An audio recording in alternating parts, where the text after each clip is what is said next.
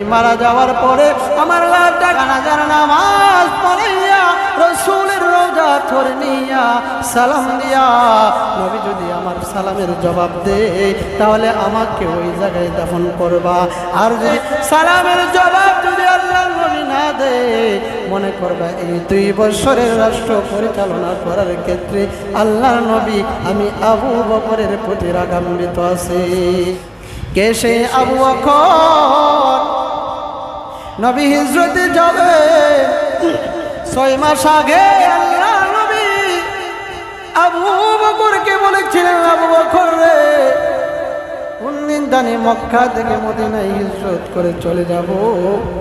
ও আবু বকর, কিন্তু আমি হিজরতের সাথে বানাইব তুমি আবু বকরকে। যেই দিন নবী বলেছিলেন ওই দিন থেকে আবু বকরের আর ঘুম নাই।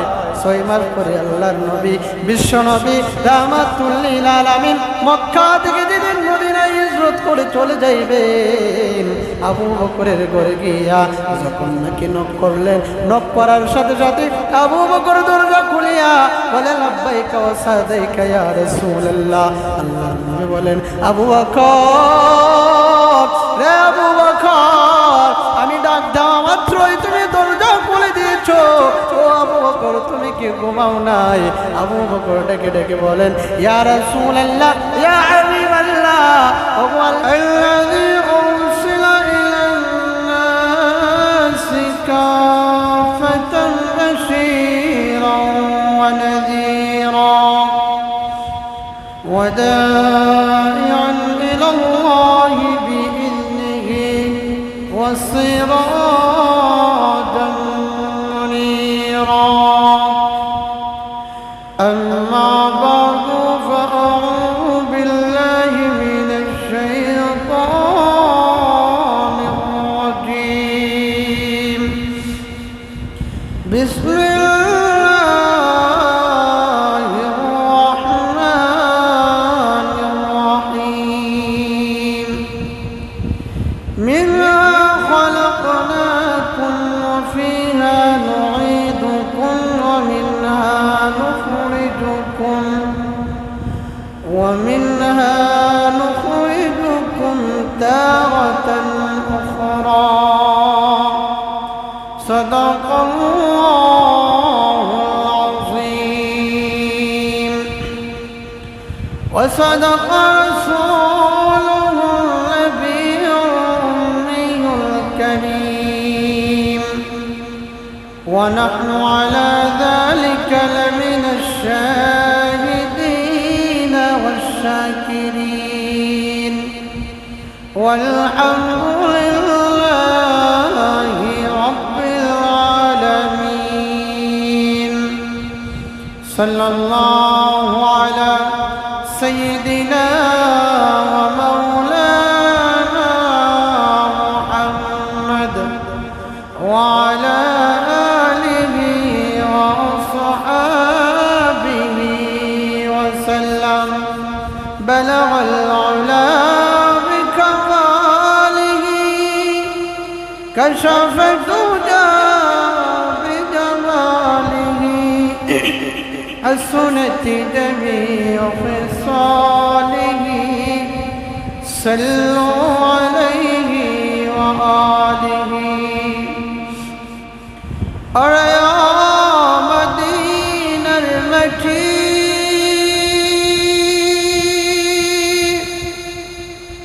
তুমি যে বড় ভাগ্যবান, তোমার মাঝে শুয়ে আছেন আমরার নবী দুজাহান। বালাগাল উলা বিকামালিহি কাশাফা দুজা বিজামালিহি حسنت جميع خصاله. صلوا عليه وآله. لا إله إلا الله لا إله. সবাই জবান করে সবাই লা ইলাহা সুবহানাল্লাহ ওয়ালহামদুলিল্লাহ লা ইলাহা ইল্লাল্লাহ লা ইলাহা ইল্লাল্লাহ লা ইলাহা সুবহানাল্লাহ ওয়ালহামদুলিল্লাহ লা ইলাহা ইল্লাল্লাহ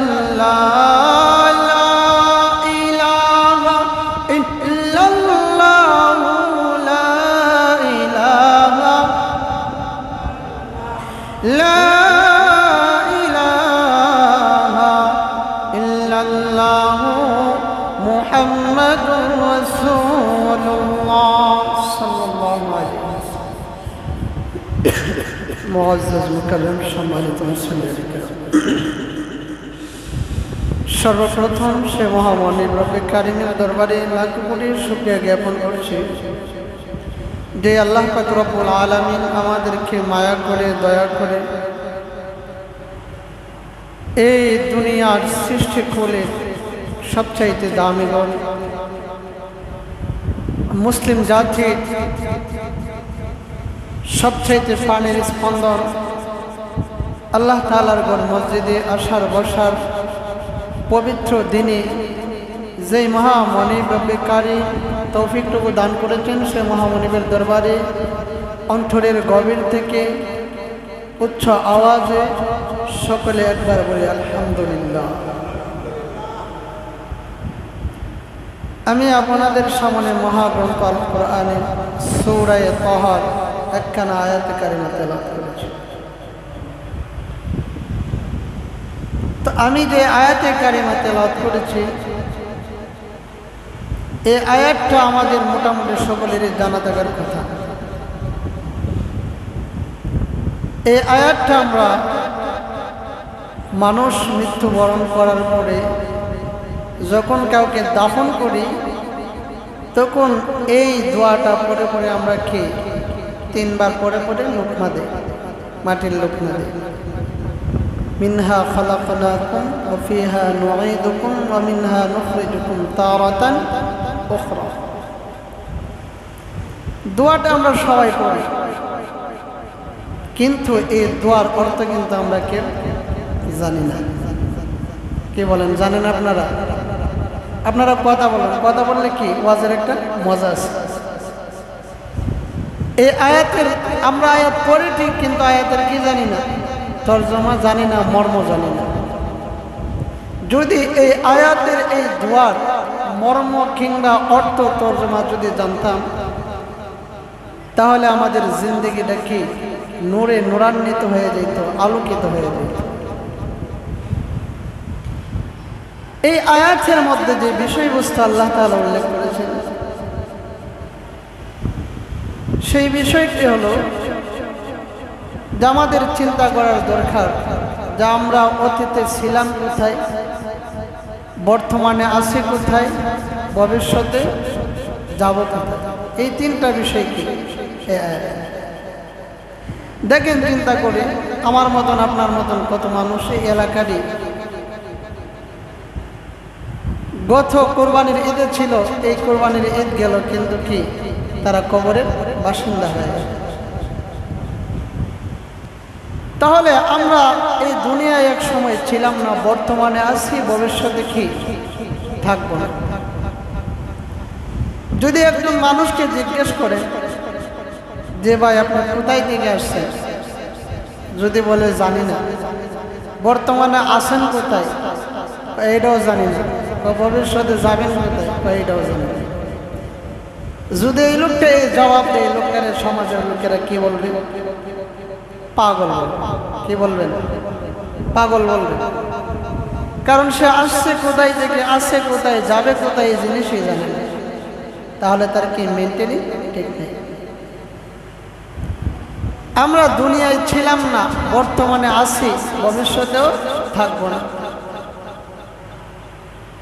আমার মতন, আপনার মতন অনেক মানুষ দুনিয়াতে ছিল, তারা দুনিয়া থেকে চলে গেছেন। আমি আপনাকে চলে যাইতে হবে, এজন্যই কবর।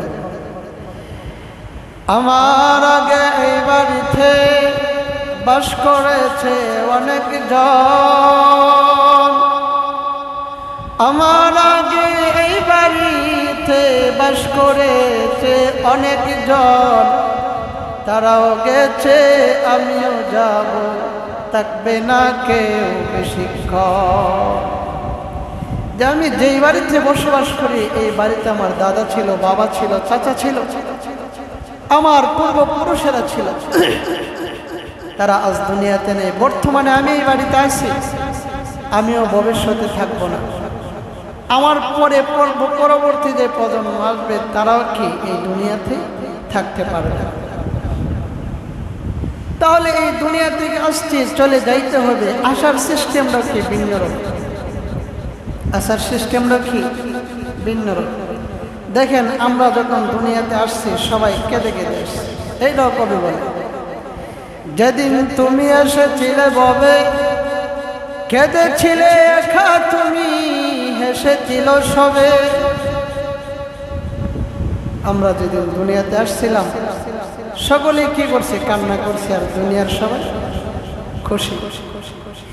এমন জীবন করো হে গঠন, মরণে হাসিবে তুমি, কাঁদিবে ভুবন। কবি বলতেছেন দুনিয়াতে আসছো কায়দা, তখন সবাই হাসছিল। এমন একটা জিন্দগি গঠন করো, জীবনটারে এমন ভাবে গঠন করো যে তুমি দুনিয়া থেকে চলে যাইবা, তুমি হাসবে কিন্তু তাম দুনিয়াবাসী তোমার জন্য খাবে।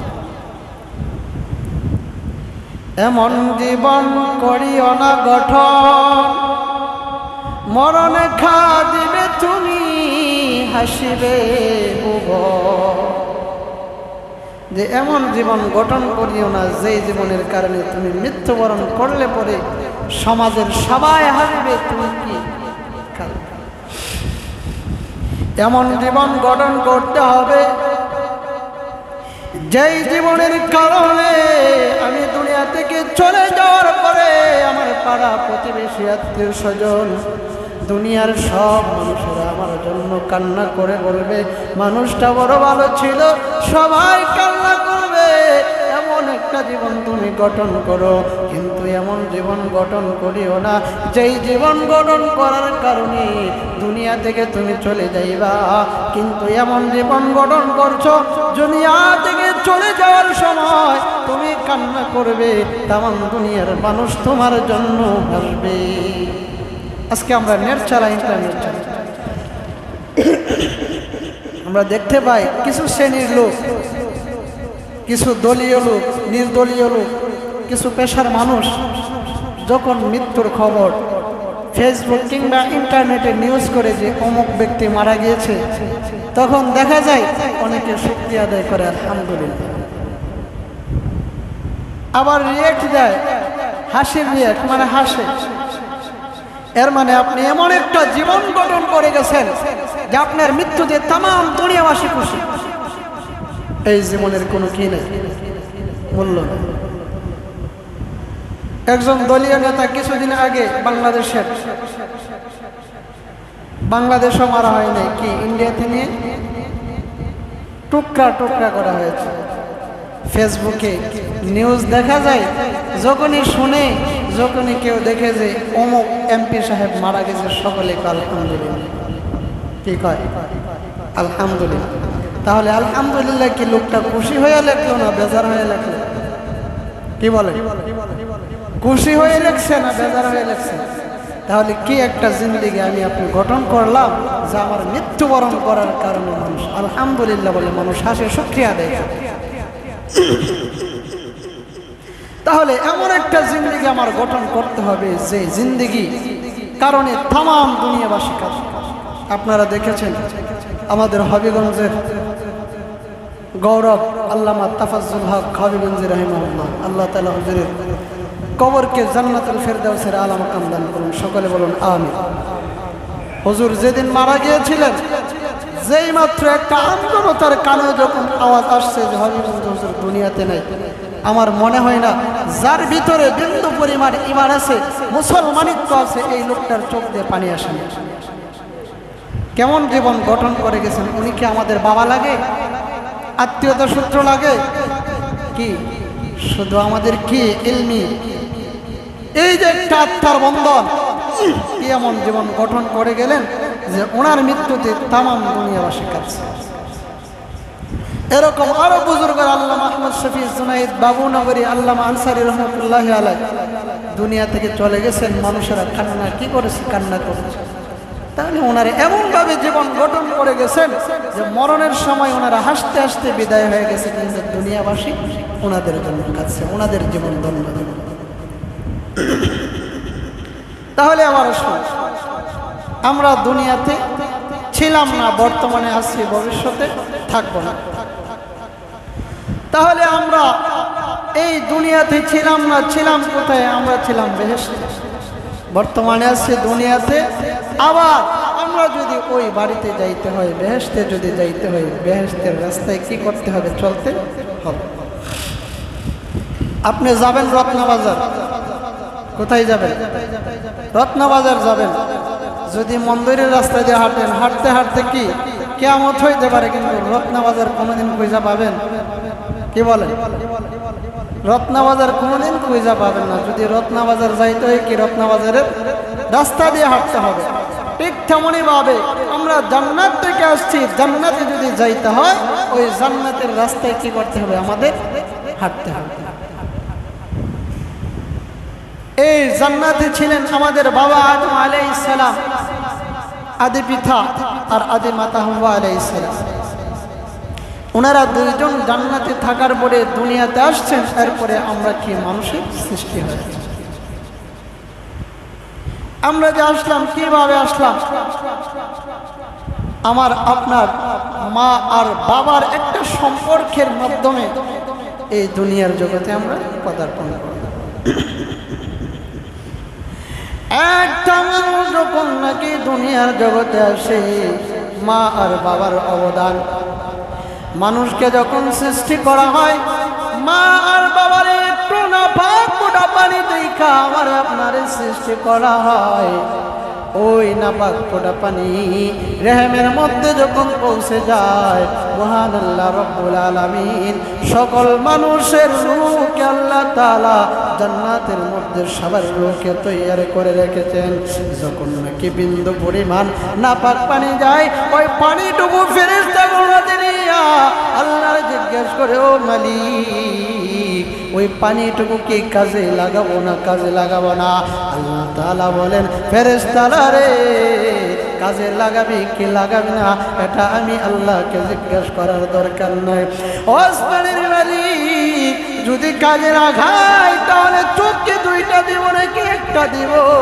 যদি দুইটা চক্ষু দেয়, তাহলে কি চক্ষুগুলা ঠিক জায়গায় বসাইব নাকি একটু এদিক সেদিক করে দিব? দেখবেন তো আমরা যে মানুষ, অনেকের চোখের কি সেন্টার লাগানো আছে। আমার দিকে চাইলে বোঝা যায় অন্যদিকে চাইছে। আমি যদি আপনার দিকে তাকাই, মনে হয় অন্যদিকে তাকাইছি। এরকম মানুষের সেন্টার আছে না নাই? চোখের সেন্টার লাগানো। সমাজে তাদেরকে ট্যাগরা বলে। ট্যাগরা বলা কি হবে না, ঠিক হবে না, এটা আমি বললাম আর কি, পরিচয়ের জন্য। ফেরেশতারা বলেন, ও মালিক, চোখ যদি দুইটা দেই, কোথায় দেব? ঠিক জায়গায় দেব নাকি সেন্টার লাগায় দেব? আল্লাহ, হাত কয়টা দেব? দুইটা দেব নাকি একটা দেব? আল্লাহ তাআলা বলেন, ও ফেরেশতারা রে, এটা আমি আল্লাহকে জিজ্ঞেস করার দরকার নাই। ও ফেরেশতারা জিজ্ঞেস করে, মালিক, আঙ্গুল কি 20টা দেব নাকি 22টা দেব? আল্লাহ বলেন, 20টা দিবে না 22টা দিবে, এটা আমি আল্লাহকে জিজ্ঞেস করার দরকার নাই। ফেরেশতারা রে, যাও, আমার একটা স্থান আছে লৌহে মাহফুজের মধ্যে, একটা বোর্ড আমি আল্লাহ তাআলা তৈরি করে রেখেছি। সমস্ত দুনিয়ার মানুষের 50,000 বছর আগে, মানুষ সৃষ্টির 50,000 বছর আগে আমি আল্লাহ তাআলা ওই মানুষের আকার আকৃতি ওই লৌহে মাহফুজের বোর্ডের মধ্যে তৈরি করে রেখেছি। ও ফেরেশতারা, যাও, লৌহে মাহফুজের বোর্ড দেখা দেখা গিয়ে বানালাও। ওই মানুষের চেহারা কেমন হবে রে? মানুষটার চোখ কেমন হবে? কান কেমন হবে? হাত কেমন হবে? পাও কেমন হবে? আমি আল্লাহ লৌহে মাহফুজের মধ্যে ওই বোর্ডের মধ্যে সব কিছু আমি আল্লাহ তৈয়ার করে চিত্র করে রেখেছি। তবে ফেরেশতারা একটা জিনিস তোমরা করবা, ওই মানুষটারে বানাইতে যাইয়া দুনিয়ার জগৎ থেকে এক সিমটি পরিমাণ মাটি আইনা ওই মানুষের নাভিটুকু ওই দুনিয়ার ওই মাটিটুকু দিয়া তৈয়ার করবা। কোন জায়গা থেকে মাটিটুকু আনবা? ওই মানুষটারে মৃত্যুর পরে যেই জায়গার মধ্যে দাফন করা হবে ওই জায়গার মাটি দিয়া ওই মানুষটার নাভিটুকু তৈয়ার করবা। আমরা মৃত্যুর পরে আমাদেরকে যেই জায়গার মধ্যে কি করা হয়, দাফন করা হয়, ওই জায়গার মাটি দিয়া আমাদের নাভিটা তৈয়ার করা হয়েছে। কি করা হয়েছে? আমার আপনার নাভিটা যেই জায়গার মাটি দিয়ে তৈয়ার করা হয়েছিল ওই জায়গায় কি আমাকে আপনাকে দাফন হইতে হবে? এখন প্রশ্ন করবেন, হুজুর তাহলে হিন্দুদেরকে তো পুরানো হয়, তাদেরকে তো দাফন করা হয় না, কবরস্থ করা হয় না, তাহলে তাদের নাভিটা কোন জায়গা থেকে বানানো হয়েছে? দেখবেন তো হিন্দু মানুষকে যখন পোড়ানো হয় তামাম শরীর মাথা থেকে নিয়ে পা পর্যন্ত সমস্ত শরীর পুরে সরকার হয়ে যায়, কিন্তু নাভি কোনোদিন পুড়ে না। নাভি কি করে না? পুড়ে না। তাহলে ওই সালির সহকারে ওই নাভিটা নিয়ে যে জায়গার মধ্যে গাঁথন করা হয় বুঝে নেবেন ওই জায়গার মাটি দ্বারাই তার কি করা হয়েছিল? নাভিটা তৈয়ার করা হয়েছে। বলবেন যদি বাঘে খেয়ে ফেলি, সাপে যদি আস্তা মানুষকে খেয়ে ফেলে, মানুষ খাইয়া হজম করতে পারে, কিন্তু বাঘ আর জন্তুর পেটের মধ্যে মানুষের নারী এই নাভিটা কোনোদিন হজম হয় না। তাহলে ওই বাঘ আর সব যে জায়গায় দেয় ওই জায়গার কি নাভিটা ওই জায়গায় দাবিত হয়, ওই জায়গার মাটি দ্বারাই আমার আপনার নাভিটা কি তৈয়ার করা হয়েছে। তাহলে যে জায়গার নাভি দ্বারা আমাকে আপনাকে তৈয়ার করা হয়েছে ওই জায়গায় আমাকে আপনাকে দাফন হইতে হবে। আমি যে আয়াতে কারিমা তেলাওয়াত করেছি ওই আয়াতের তাফসিরে মাঝারি আল্লামা সানাউল্লাহ পানিপতি রহমাতুল্লাহ আলাইহি সুন্দর করে একটা ঘটনা এনেছেন। আল্লামা সানাউল্লাহ পানিপতি একটা হাদিস এনেছেন। তিনি বলেন আল্লাহর নবী বিশ্ব নবী বলেছেন, আমি বিশ্ব নবী মুহাম্মদ আবু বকর আর ওমরকে এক জায়গার মাটি দ্বারা তৈয়ার করা হয়েছে। ওই জায়গার মাটি দ্বারা এক জায়গার মাটি দ্বারা তৈয়ার করা হয়েছে। এজন্যই আবু বকর ওমর হযরত মুহাম্মদুর রাসূলুল্লাহ কি এক জায়গায় দাফন হয়েছে। অথচ জায়গাটা ছিল আম্মা জান আয়েশা রাদিয়াল্লাহু তাআলা আনহা। হযরত আবু বকর ইন্তেকালের আগে হযরত ওমর ইবনুল খাত্তাব রাদিয়াল্লাহু তাআলা আনহুকে ওনার রাষ্ট্র পরিচালনার দায়িত্ব দিয়া ওমর ইবনুল খাত্তাবকে বলেন, ওমর আমি আবু বকর যেদিন মারা যাব, আমি মারা যাওয়ার পরে আমার লাশটাকে দাফন করাইয়া জানাজার নামাজ পড়াইয়া রাসূলের রওজা ধরে নিয়া সালাম দিয়া নবী যদি আমার সালামের জবাব দেয় তাহলে আমাকে ওই জায়গায় দাফন করবা। আর যদি রাসূল সালাম না দেয়, সালামের জবাব যদি আল্লাহর নবী না দেয়, মনে করবা এই 2 বছরের রাষ্ট্র পরিচালনা করার ক্ষেত্রে আল্লাহর নবী আমি আবু বকরের প্রতি রাগান্বিত আছি। কে সেই আবু বকর? নবী হিজরতে যাবে 6 মাস আগে আল্লাহ নবী আবু বকরকে বলেছিলেন, আবু বকর রে কোনদিন জানি মক্কা থেকে মদিনায় হিজরত করে চলে যাব। ও আবু বকর, কিন্তু আমি হিজরতের সাথে বানাইব তুমি আবু বকরকে। যেই দিন নবী বলেছিলেন ওই দিন থেকে আবু বকরের আর ঘুম নাই। 6 মাস পরে আল্লাহর নবী বিশ্ব নবী রাহমাতুল লিল আলামিন মক্কা থেকে যেদিন মদিনায় হিজরত করে চলে যাইবেন, আবু বকরের ঘরে গিয়া যখন নাকি নক করলেন, নক করার সাথে সাথে আবু বকর দরজা খুলিয়া বলে লাব্বাইকা ওয়া সাদাইকা ইয়া রাসূলুল্লাহ। আল্লাহর নবী বলেন, আবু বকর রে আবু বকর, আমি ডাক দেওয়া মাত্রই তুমি দরজা খুলে দিয়েছো। ও আবু বকর তুমি কি ঘুমাও নাই? আবু বকর ডেকে ডেকে বলেন, ইয়া রাসূলুল্লাহ ইয়া হাবিবাল্লাহ ওগো আল্লাহর নবী 6 মাস আগে আপনি আমাকে বলেছিলেন আবু বকর মক্কা থেকে মদিনায় যেদিন হিজরত করে পরে আবু বকর ওই দিন আমি বিশ্ব নবী তুমি আবু বকরকে সবার সঙ্গে বানাইব। ওগো নবীজি আমি আবু বকর ওই 6 মাস পূর্ব থেকে নিয়ে আজ পর্যন্ত আমি আবু বকর কোনোদিন পেটের মধ্যে বিছানা লাগাই না। শুধু তাই নয় নবীজি তাকায় দেখুন ওই যে আমার উটটা ওই উটটা পর্যন্ত ওই 6 মাস পূর্ব থেকে নিয়ে আজ পর্যন্ত কোনোদিন ঘুমাই না। ইয়া রাসূলুল্লাহ ইয়া হাবিবাল্লাহ ওগো নবীজি আপনি নবী যদি স্বামী আবু বকরের ঘরে আইসা যদি ডাক দেন আর আমি আবু বকর যদি দরজা খুলতে যদি দেরি করি মক্কার বেঈমান কাফিরেরা আইসা যদি আমি আবু বকরের ঘরের সামনে ফেলাইয়া যদি আপনি বিশ্ব নবীকে যদি আক্রমণ করে মহান আল্লাহ যদি হাসরের ময়দানে আমি আবু বকরকে জিজ্ঞেস করেন আবু বকর রে তোকে তো বিশ্ব নবী 6 মাস পূর্বে বলেছিল মক্কা থেকে মদিনায় হিজরত করবে কিন্তু তুমি সতর্কতা ছিলে না তোমার ঘরের সামনে ফেলাইয়া আমার দয়ার নবী রাহমাতাল লিল আলামিনকে মক্কার বেঈমানেরা মারলো। ওগো নবীজি ওই দিন আমি আবু বকর কি জবাব দিব? এই কারণে আমি আবু বকর কোনোদিন ঘুমাই নাই। ওই আবু বকর ইন্তেকালের আগে ওমর ইবনুল খাত্তাবকে বলে গেলেন ওমর আমার ইন্তেকালের পরে লাশটুকু নিয়া আল্লাহর নবীজির রওজা ধরে যাইয়া নবীর কাছে অনুমতি চাইবা। যদি নবী অনুমতি দেয় আমি আবু বকরকে নবীজির রওজা ধরে পাশে শোয়া রাখবা। আর যদি অনুমতি না দেয় আমারে দূরে কোথাও নিয়ে দাফন করে আনবা।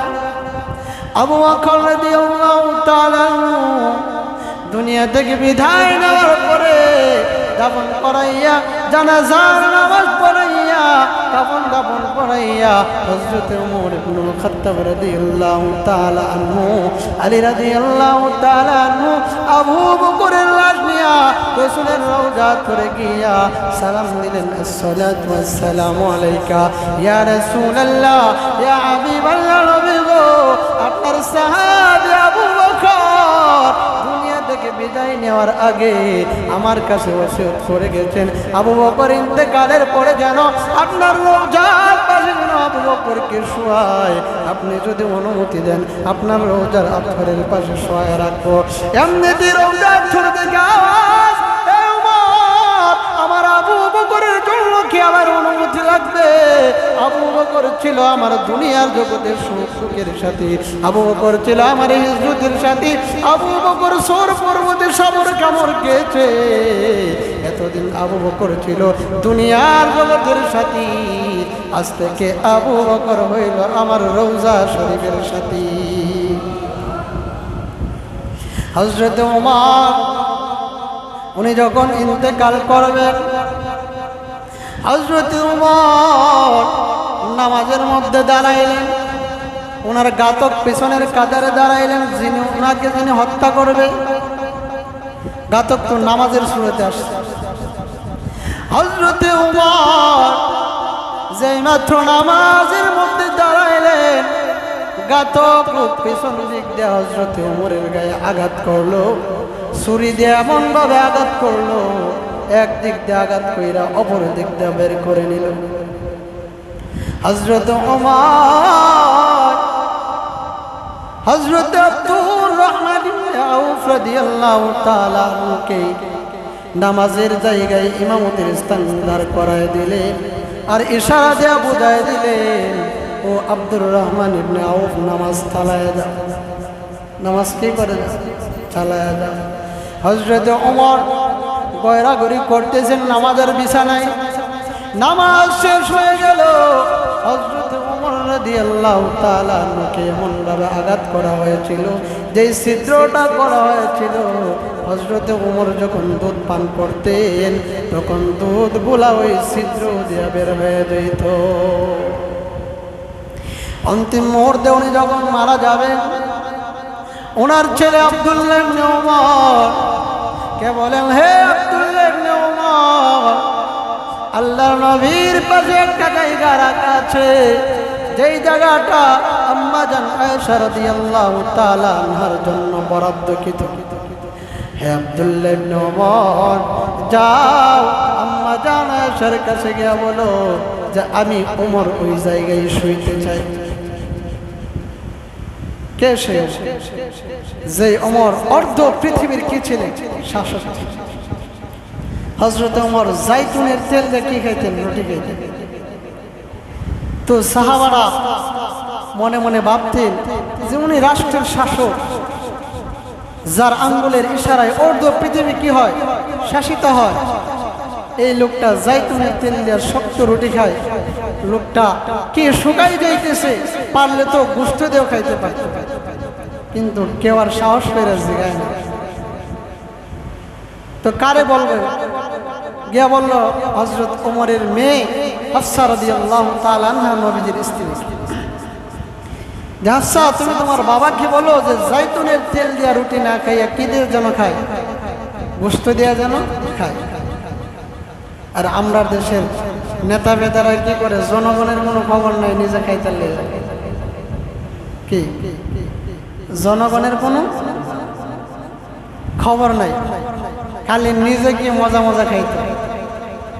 হযরত ওমর জাইতুনের তেল দিয়ে কি খায়? রুটি খায়। আম্মা জান হাফসা রাদিয়াল্লাহু তাআলা আনহা কৌশলের সাথে গিয়ে নবীকে, নবীর সাহাবী ওমরকে বলেন, আব্বাজি, আপনি তো দেখেছি জাইতুনের তেল দিয়ে রুটি খান। ও আব্বা, তোমারে যদি, আপনারে যদি আমি সয়াবিনের তেল দ্বারা যদি রুটি বানাইয়া দেই, কয়টা খাইতে পারবেন? আব্বা গো, যদি আপনারা আমি গোশত দিয়া রুটি দেই, তাহলে আপনি কয়টা খাইতে পারবেন? আপনি গোশত দিয়া কেন রুটি খান না? আপনি তো শুকায় যাইতেছেন, আপনি তো অর্ধ পৃথিবীর বাদশা।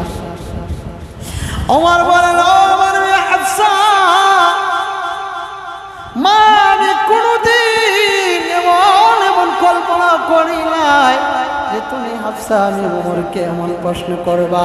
আম্মা গো, তোমার কাছে আমি জানতে চাই আমার নবীজি কি দিয়া রুটি খাইছে? সুবহানাল্লাহ বলবেন।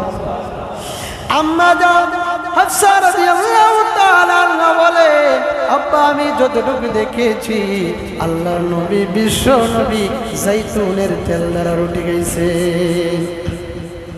হযরত ওমর বলেন, হাফসা শোনো, আমি ওমর কঙ্কাল কেন জাইতুনের তেল দিয়ে রুটি খাইয়া যদি আমি ওমর মারা যায়, তারপরও আমি বিশ্ব নবীর অনুসরণ থেকে কোনোদিন সরব না।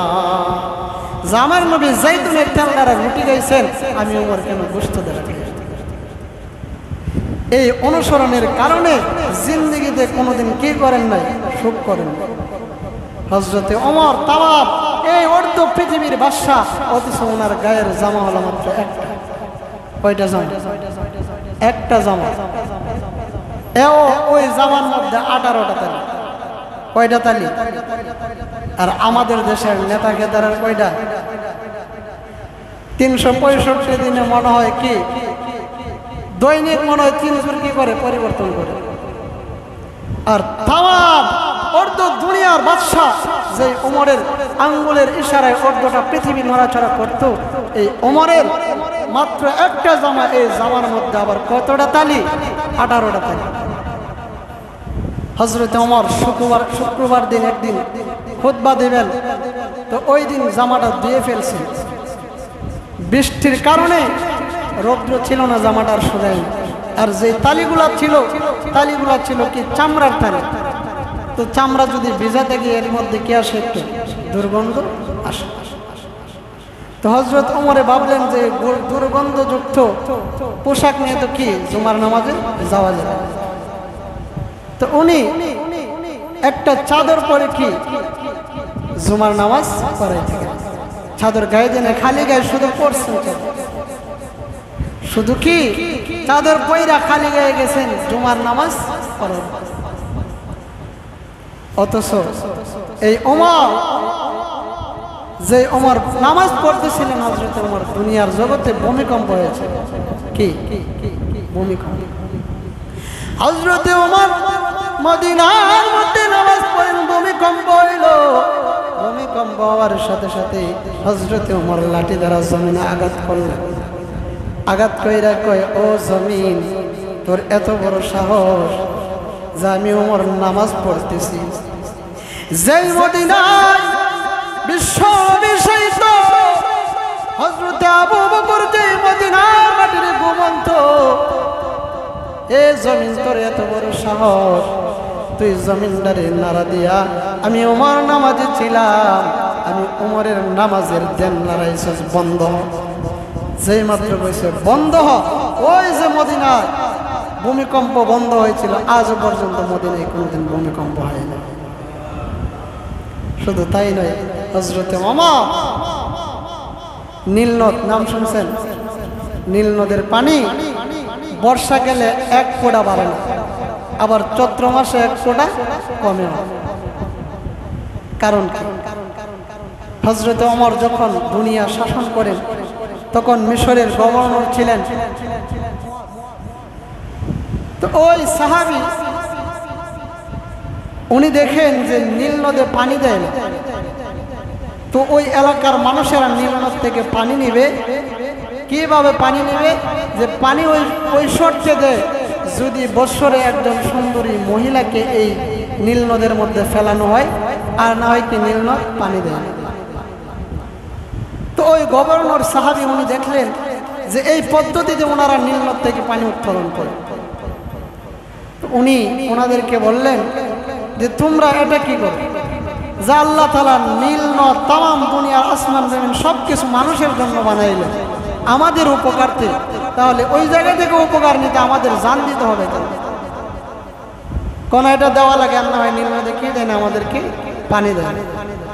উনি চিঠি লিখলেন হযরত ওমরের কাছে যে আমার রাষ্ট্রের মধ্যে কি এই সুন্দরী মহিলা দেওয়ার মাধ্যমে নীল নদ থেকে পানি ওঠানো হয়।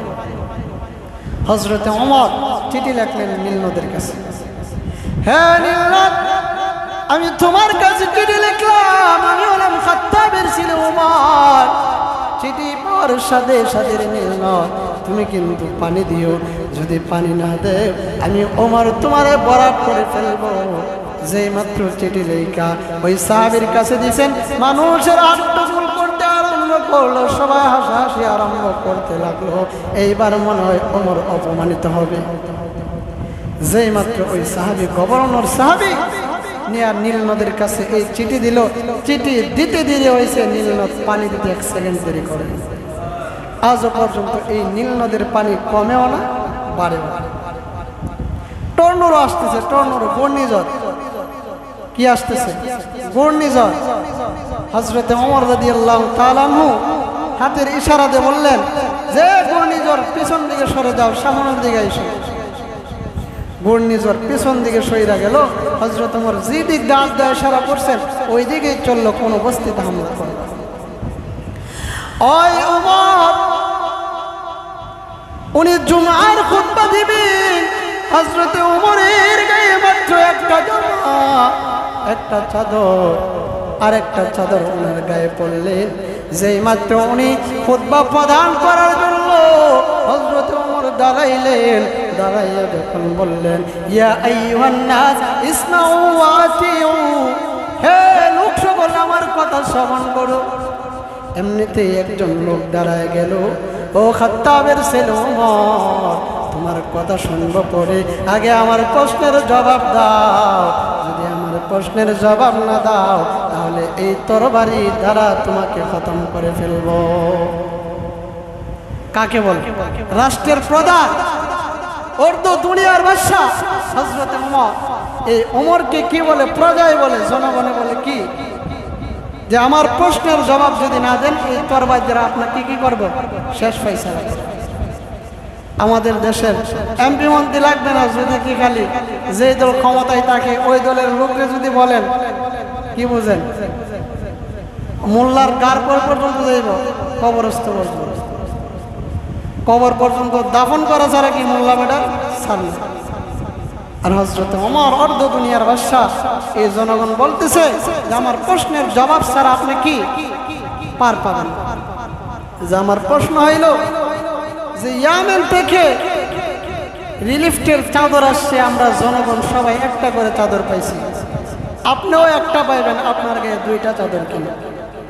দেখেন কেমন রাষ্ট্রপ্রধান, জনগণ রিলিফ খাওয়ান না, রাষ্ট্রপ্রধানও কি রিলিফ খাওয়ার উপযুক্ত। কয় আমরা পাইছি একটা করে, আপনি দুইটা পাইছেন কি করে? এই প্রশ্নের জবাব যদি না দেন আপনার কি শেষ খতমই তরবারি। হযরত ওমর ইবনুল খাত্তাব রাদিয়াল্লাহু তাআলা আনহু বলেন, এই প্রশ্নের জবাব আমি ওমর দেব না, আমার ছেলে আব্দুল্লাহ ইবনে ওমর দাঁড়ায় দেবে। আব্দুল্লাহ ইবনে ওমর দাঁড়ায় গেল। ও সাহাবীরা শুনো, আমার বাবার একটা চাদরে আছে, আমার বাবা একটা চাদর দ্বারা আজকের জুমার খুতবা দিবে, আর আমি আব্দুল্লাহ ইবনে ওমর, ওমরের ছেলে যে একটা চাদর পাইছিলাম, আমার বাবাকে ওই চাদরটা দান করিলাম। তাহলে ছেলের জামা একটা আর নিজের জামা কি আরেকটা। ওই ওমর ইবনুল খাত্তাব রাদিয়াল্লাহু তাআলা ইন্তেকালের আগে আব্দুল্লাহ ইবনে ওমরকে বলেছিলেন, ও আমার বাবা ওমর, আব্দুল্লাহ রে যাও আম্মা জান আয়েশার কাছে গিয়ে বলো নবীর পাশে একটু জায়গা আছে, ওই জায়গার মধ্যে আমি শুইতে চাই। আব্দুল্লাহ ইবনে ওমর যখন নাকি আম্মা জান আয়েশা রাদিয়াল্লাহু তাআলা আনহার কাছে গেলেন, গিয়া বলেন, ও আম্মা জান আয়েশা, আপনার জন্য যে রাসূলের রওজার পাশে যে একটু জায়গা আছে, ওই জায়গার মধ্যে আমার আব্বা জান ওমর রাদিয়াল্লাহু তাআলা আনহু শুইতে চান। আম্মা জান আয়েশা বলেন, দুনিয়ার সব কিছু আমি দিতে পারি, কিন্তু ওই জায়গাটা আমি কাউকে দিতে পারি না। ওই দিকটা আব্দুল্লাহ ইবনে ওমর চলে আসলেন, আর ওই দিকটা ওমর রাদিয়াল্লাহু তাআলা মনে মনে চিন্তা করেন, আর সাহাবীদেরকে বলতেছেন, ও সাহাবীরা যাও যাও, আমার ছেলে আব্দুল্লাহ ইবনে ওমরকে গিয়ে ফিরাইয়া আনো, প্রস্তাব না দেওয়ার কথা গিয়ে তাকে বলো। কারণ কেন না করবা, আমি বর্তমানে রাষ্ট্রপ্রধান, আমি বর্তমানে ক্ষমতাসীন, যদি আব্দুল্লাহ ইবনে ওমর গিয়ে প্রস্তাব দেয় আম্মা জান আয়েশার কাছে, তাহলে আমার ক্ষমতারও কিছু দাপট এই জায়গায় খাটবে। কারণ উনি তো বর্তমানে রাষ্ট্রপ্রধান, যদি একজন কি জনগণের কাছে একটা আবদার দেয়, তাহলে এটা কি রাষ্ট্রের একটা জোরেরও কি আছে প্রভাব ওই জায়গায় খাটবে। যাও আব্দুল্লাহ ইবনে ওমর রাদিয়াল্লাহু তাআলা আনহুকে গিয়ে ফিরাইয়া আনো। আর ওই দিক দিয়ে আম্মা জান আয়েশা চিন্তা করেন, আমি যে না করে দিলাম, হাসরের ময়দানে যদি আল্লাহ নবী যদি আমাকে জিজ্ঞেস করেন, ও আয়েশা তুমি তো ছিলে উম্মতের জননী, তুমি তো ছিল উম্মতের মা, তোমার কাছে আব্দুল্লাহ ইবনে ওমর ওমরের ছেলে, ওমরের জন্য জায়গার আবদারটাই করেছিল, জায়গাটা যে দিলে না রে, ও আয়েশা এটা তুমি কি করলে? আমি আল্লাহর কাছে কি জবাব দেব? আব্দুল্লাহ ইবনে ওমর যাও, আমি এই মুহূর্তে তোমার বাবার জন্য আমার রওজা আথরে আমার জায়গাটা তোমার বাবার জন্য দান করে দিলাম। তাহলে আলোচনায় চলে আসুন যে আমাদের নবীটা যেই জায়গা থেকে তৈয়ার করা হয়েছে, ওই জায়গায় কি আমাদের দাফন করতে হবে। তাহলে ভাইয়েরা আমার আসুন, এই দুনিয়াতে আমরা ছিলাম না, বর্তমানে আছি, ভবিষ্যতে থাকবো না। কোথায় ছিলাম? জান্নাতে ছিলাম, বর্তমানে দুনিয়ার জগতে আছি, ভবিষ্যতে যদি আবার জান্নাতে যেতে হয়, জান্নাতের রাস্তায় চলতে হবে, এছাড়া কোনো পদ্ধতি আর নাই। ও দুনিয়ার মানুষেরা, কে কোন অবস্থায় চলো, যে যে অবস্থায় চলো জানো, মনে করো দুনিয়ার জগতে গুনাহ কইরা পার পেয়ে যাইবা না, কোনো পার পাওয়া যাইবে না। হাসরের ময়দানে আমার কান আমার বিরুদ্ধে কথা বলবে, হাত আমার বিরুদ্ধে কথা বলবে, পা আমার বিরুদ্ধে কথা বলবে। পা বলবে, মালিক আমার হাত তুমি তোমার বান্দারে দিয়েছিলা, জীবনে কোনদিন তোমার বান্দা আমি হাতকে ভালো কাজে লাগাই না। কান দিয়েছিলা ভালো, কোনদিন কোন জিনিস সে শুনে নাই, ওই কান দ্বারা সে গান শ্রবণ করেছে, অনাট্য কিছু শুনেছি। ও মালিক, তাকে পা দিয়েছিলা, সে কোনদিন পা দ্বারা কোনোদিন ওয়াজ মাহফিলে যাই না, ভালো কোনো কাজে যাই নাই, গান দরবারে দৌড়াদৌড়ি করেছে, মদের আড্ডায় দৌড়াদৌড়ি করেছে, যত ধরনের খারাপ কাজ আছে সব ধরনের খারাপ কাজে লিপ্ত হয়েছে। তাহলে আমার অঙ্গ প্রত্যঙ্গ সবগুলো আমার বিরুদ্ধে কথা বলবে, ওই দিন আমরা ঠিক আছে। তাহলে আমাদের আসল জায়গা কোথায়? জান্নাত দুনিয়াতে আছে বর্তমানে, আবার ভবিষ্যতে গিয়ে যদি ওই আসল জায়গায় যেই জায়গা থেকে আসছি